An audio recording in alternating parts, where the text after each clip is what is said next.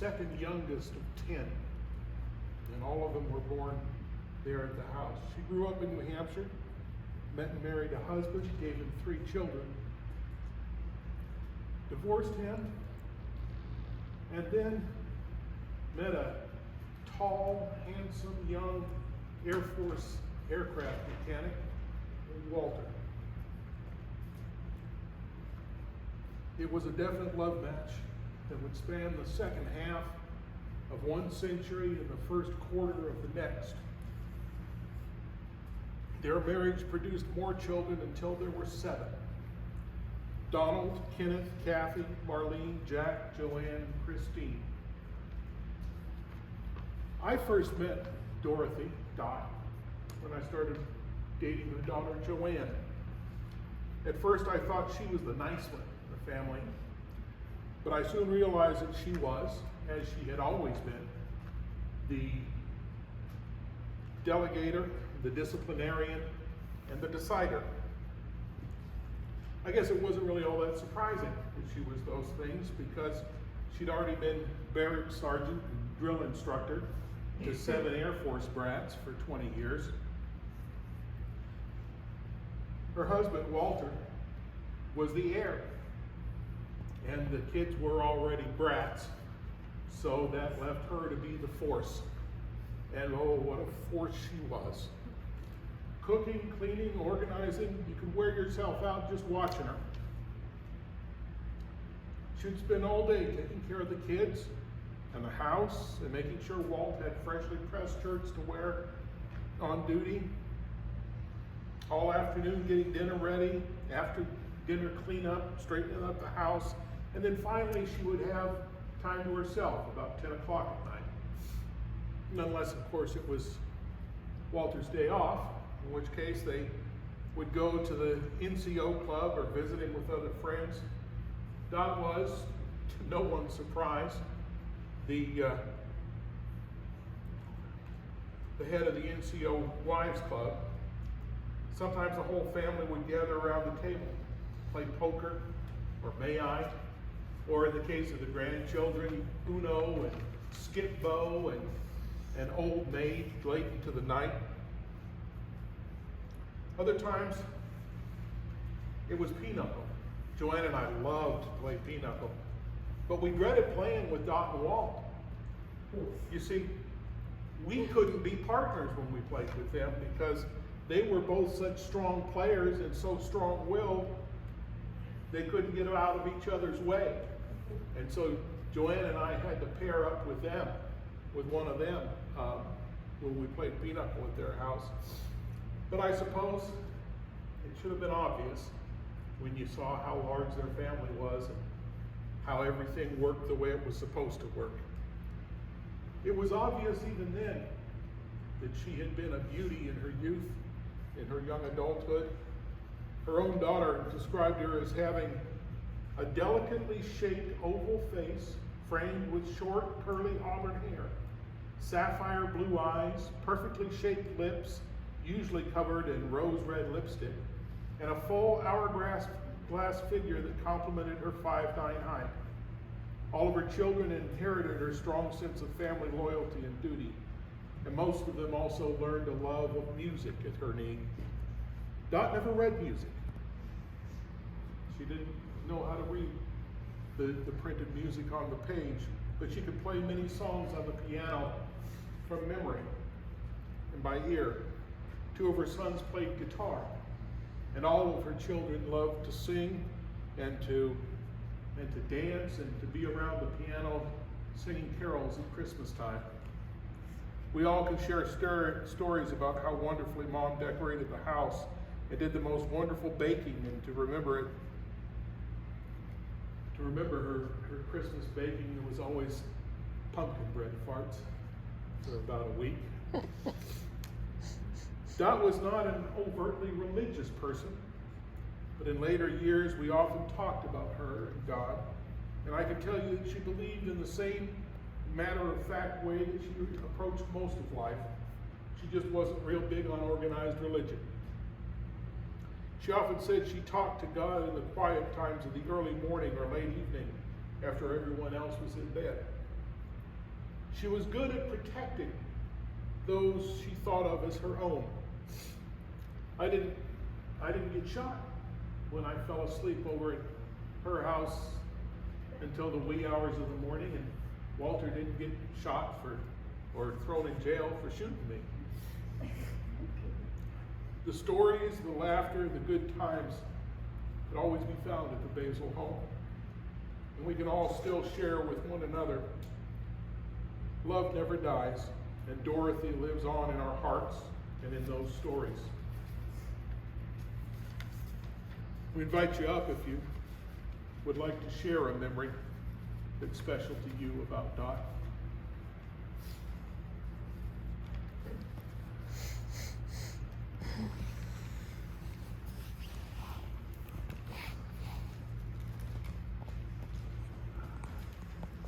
This was written by my sister, Marlene, quite a few years ago, and it was in my mom's special things. And I had never read it until that day we were picking out pictures. All me, Shannon, and Kathy were picking out pictures for this, for Kathy in honor of my mom. It says, "A change of heart. I did not fully appreciate or understand my mother until I moved away from home and had 3 children of my own. It was then that I discovered a new friend.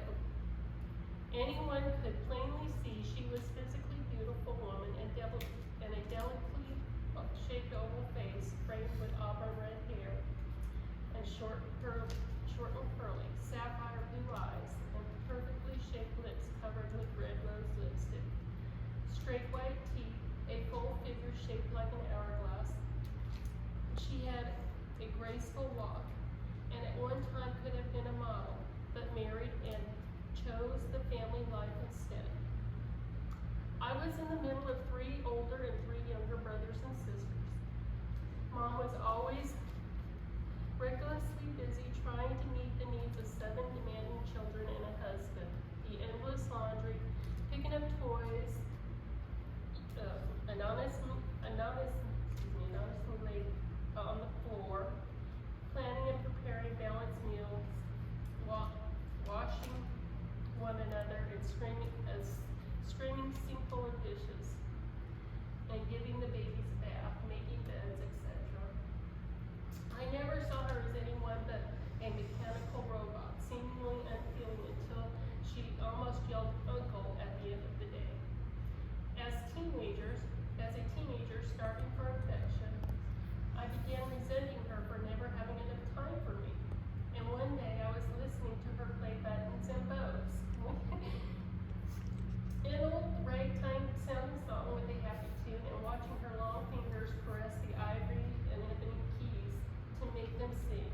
I asked her to teach me to play, and she explained that she only played by ear and could not read sheet music. She taught me to play chapstick duet with her, and we both were lost in the fun and smile. I wondered if she longed to be closer to me as I did her, and I wondered if she ever had fun enough for me. Years went by, and at 18 I married, and later I had my first son. Mom came to the hospital to wait while I had him, and she was so proud of her first grandson and showed a lot of love and affection to him. I even sensed her love for me. We began to communicate a little more, and at 23 I had 3 boys, all under 4, and lived almost 600 miles away from my parents. My family was a full-time job, and I felt like a slave to the chores of motherhood. The laundry hamper was always full and overflowing. The kitchen sink was always full of dishes waiting impatiently to be washed. And there were always another meal to prepare. I felt guilty for never having enough time to spend with my sons individually. I began calling Mom every other weekend, and she did the same. We laughed about the silly things that kids do and how they could always find something to get into while we were on the phone. There's just never enough time for everything, Mom, I said.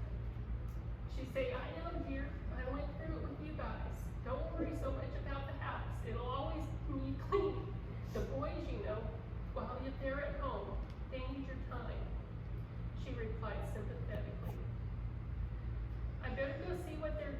awfully quiet, I said. I now give my boys a big hug and a kiss from Grandma. I love you, she said. I love you too, Mom. Talk to you next week. I'd say and hang up.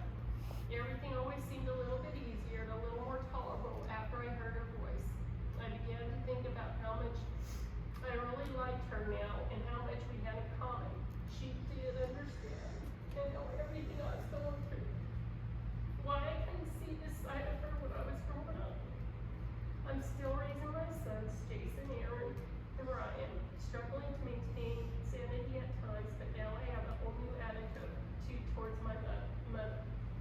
I love, respect, and cherish her. Now I see more than all the things she didn't do. I see more than just a physical, beautiful person. Now I see her oval-shaped face etched with many lines from heartaches I never knew. Her auburn hair painted with freckles of gray at temples and sapphire blue eyes sparkling and full of gentleness and understanding, and her perfectly shaped mouth smiling and speaking softly with love and compassion. We may not have been close when I was grown up, and when I have missed the understanding qualities in her, but not really. I just didn't look for them. Now I love her for just being there and being my friend. My sister wrote that when she was going to college getting her nursing degree.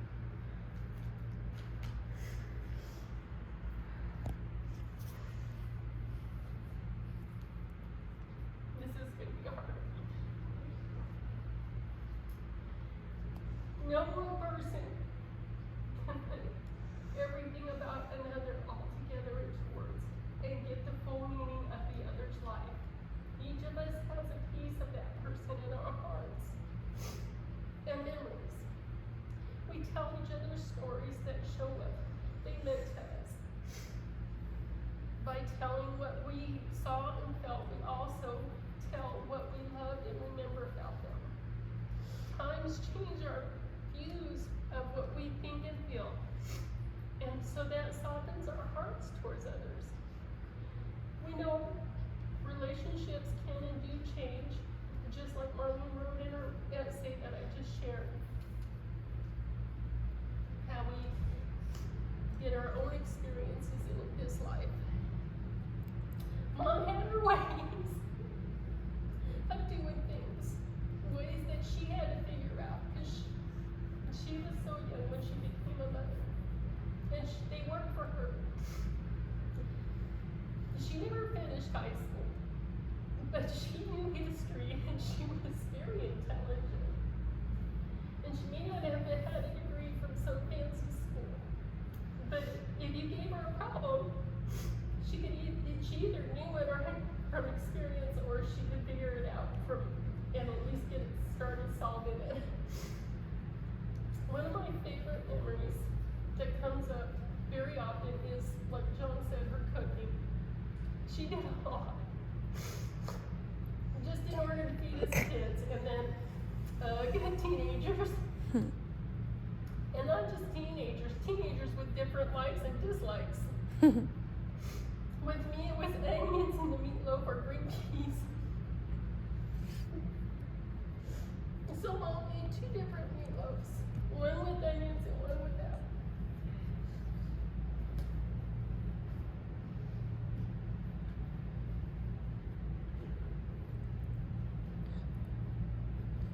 At the time, I assured her she did it just for me.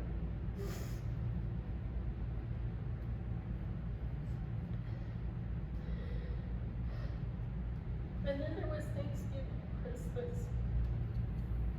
Boy, talk about going all out. Cooking and baking. No baked cookies, monkey faces, pumpkin bread, fudge. And then there's the turkey ham, cornbread pudding, potatoes au gratin, stuffing, gravy, crescent rolls, candied yams, and all the different vegetables. We ate leftovers for a week, so long as we weren't all there. And then our birthdays was another special dinner for each of us.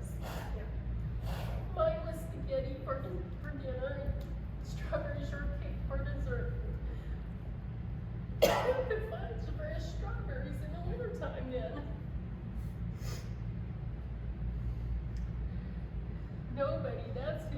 So Mom got as many of those little canned frozen strawberries as she needed and baked a real shortcake. And I got strawberry shortcake in December. She was like that for each of us. If you came over, she made you feel like family. There's only, these are only just a few of my cherished thoughts of my mom. I still talk to her sometimes when I'm saying my morning prayers, and I feel her putting her hand on my hair, putting my hair behind my ears, and touching my ears as I lay on her lap. It made it all better. During our last year here, as John mentioned, she grew closer to God, and she knew Jesus as her Savior. Just like all us girls, as she would say, we talked about it time and again. Finally, I want to say how priceless it is to see parents like my dad and Nancy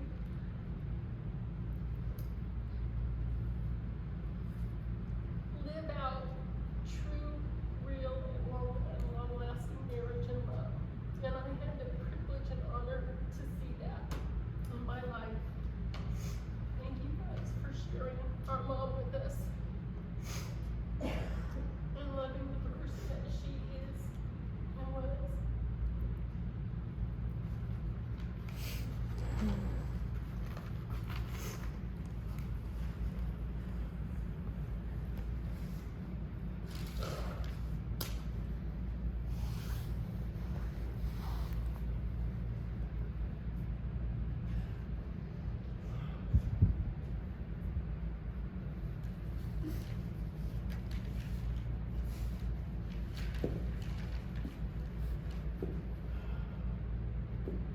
I'm going to exalt myself. I was 27 years old, stationed at Vandenberg Air Force Base. I was single. And one day I was in my room, and I was bored. I was getting a paycheck twice a week, putting the money in the bank. I had no bills, I had no responsibilities. Everything was being paid for by the Air Force. And one night I was in the bed in my room, and I says, what am I gonna do? I'm bored, I need responsibilities. Well, the Heavenly Father heard me. And 3 weeks later, I met my wife. That was 57 years ago. Like Job, he made a promise, and I followed Job's example and followed my promise. And my promise was ended, my promise was completed. February 4th, 2022. I completed my promise to Christ. I kept my responsibilities. Christ said to his apostles as he left, I'm going to be with you all the time. And believe you me, he is with us all the time. I'm going to read a couple of Psalms.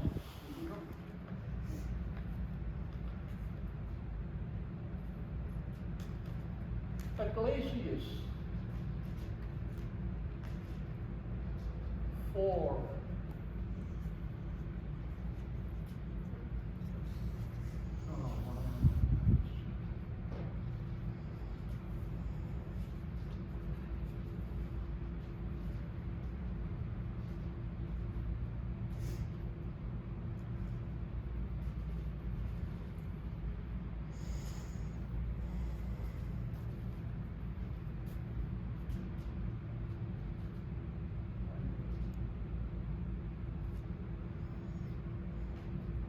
Psalms 46:24. Why do you hide your face? Why do you forget our afflictions and oppressions? For our souls is bowed down to dust. Our only belly clings to the ground. Rise up and come to our help. Redeem us for the sake of your steadfast love.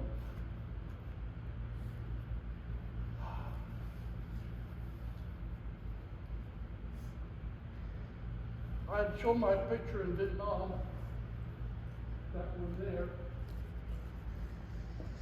And she says, "That's your wife?" I said, "Yes." I said, "What kind is she?" I said, "Well, she has the looks of the actress Allison and the witty thinking of the actress Katharine Hepburn. She had personality that would draw you." We went to Grand Forks Air Force Base. And after 2 years, the girls came around, the NCO wives came around and asked her if she wanted to join. So she joined. And over a period of months, they were having these meetings, and she was attending these meetings. And they had a memory contest, 25 questions. She's the only one that passed the test. They gave her the prize. A couple of weeks later, they came to her, asked her to come to the club. She walked into the club, and they were all sitting there. And she says, "Dorothy, the president's retiring next week, and we have nominated you the president of the NCO club." Okay. She had a few ideas. They had a Western do-out. The club had everybody wear Western clothes. They had gambling and everything else. She raised $20,000 in that. And then she found out, she went to Grand Forks and found out that the Wives Club in Grand Forks and Santa Maria were like that. So she started having a meeting of the mind with the ladies in town. And within 6 months, they were like that. The whole community came together to the base.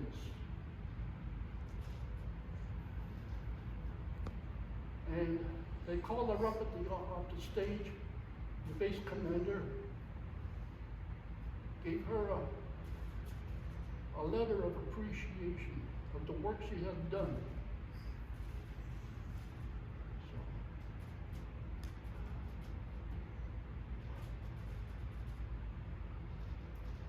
I was a very, very lucky guy. I still love her very much. We did a lot of talking privately, and we enjoyed each other's life.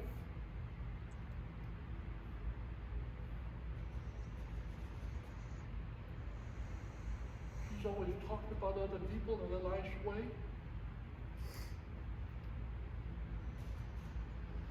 And like John said, and Joanne, that's what she was. John knows, John understands. She knows what she's like, how she draws people towards you. In Santa Maria, our kitchen we were renting a house, our kitchen needed painting. So she got with the boss's wife. They had lunch together. 2 weeks later, they were painting the kitchen. Straightening the whole area. She was the manager. I was the workforce. She made the decisions. I agreed.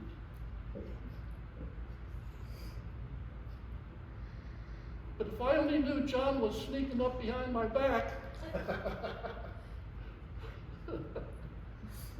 Well, I'm glad he did. Because Joanne made a very nice man. There are only a few men in this world. John's one of them. I can see. So.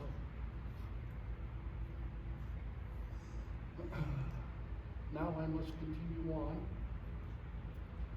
doing what I have to do. Whatever the Lord wants me to do, I don't know, but whatever it is, I'm sure He'll let me know.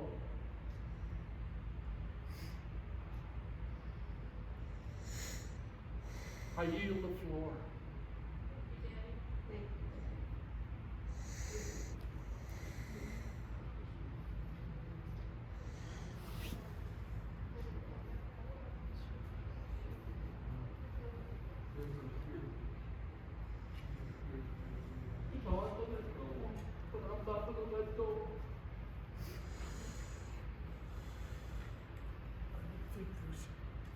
Anyone waiting for another